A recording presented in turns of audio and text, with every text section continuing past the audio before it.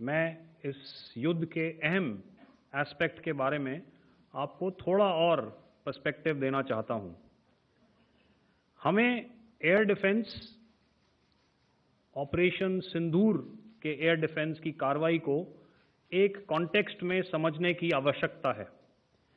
मैंने आपको कल बताया था कि पिछले कुछ सालों में आतंक की गतिविधियों का कैरेक्टर जो है उसमें कुछ बदलाव आ रहा था।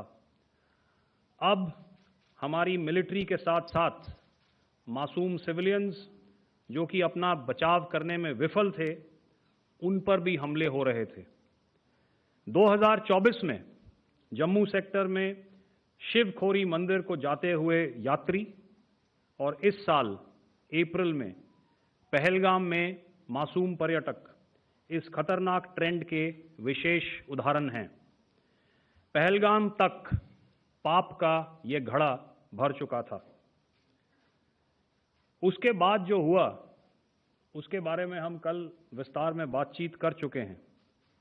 क्योंकि आतंकियों पर हमारे सटीक हमले लाइन ऑफ कंट्रोल और इंटरनेशनल बाउंड्री को पार करे बिना किए गए थे, हमें पूरा अंदेशा था कि पाकिस्तान का वार भी बॉर्डर के उस पार से ही होगा।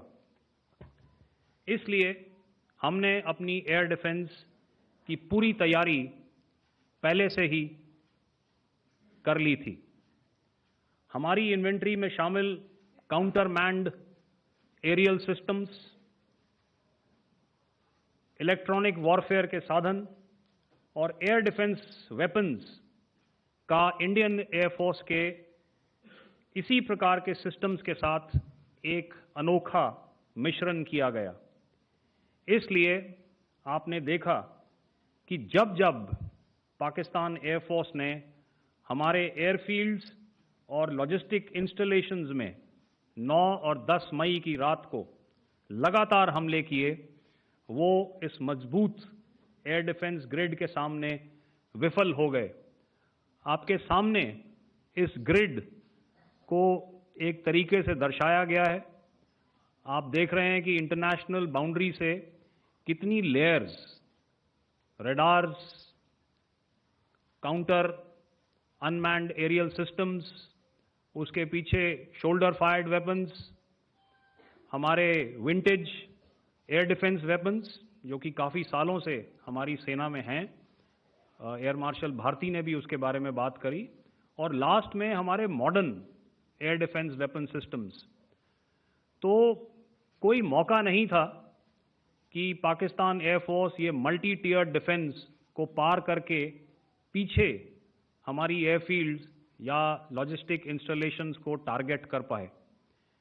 ये जो डायग्राम आप अपने सामने देख रहे हैं, ये मुझे एक इंसिडेंट की याद दिला रहा है। और मैं आपको इस उदाहरण के ज़रिए से एक ये एस्पेक्ट हाईलाइट करना चाहता हूँ। जब मैं स्कूल में था तो तकरीबन मेरे ख्याल से ये 70 का दशक था और उस समय इंग्लैंड और ऑस्ट्रेलिया के बीच में, आज शायद क्रिकेट की बात भी करनी चाहिए क्योंकि मैं देख रहा था कि विराट कोहली ने टेस्ट क्रिकेट से रिटायरमेंट ले ली। कई भारतीयों की तरह वो मेरे भी फेवरेट क्रिकेटर हैं।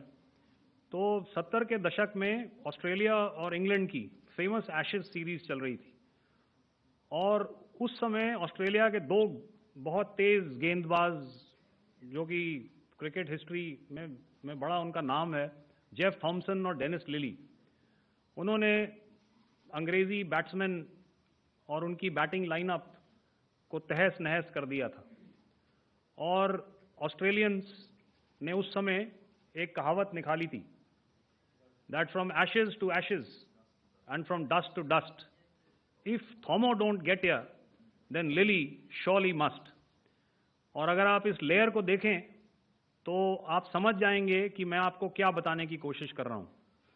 तो अगर आप सारे सिस्टम्स को पार कर भी गए तो आपको फिर भी एयरफील्ड या लॉजिस्टिक इंस्टॉलेशन या जो भी चीज़ को आप टारगेट कर रहे हैं उसमें पहुंचने से पहले कोई ना कोई इस लेयर्ड ग्रिड का सिस्टम जरूर गिरा देगा। जो दुर्दशा कल आपने पाकिस्तान एयरफील्ड्स की देखी और शायद आज भी एयर मार्शल भारती की प्रेजेंटेशन में, हमारी एयरफील्ड्स हर प्रकार से ऑपरेशनल हैं।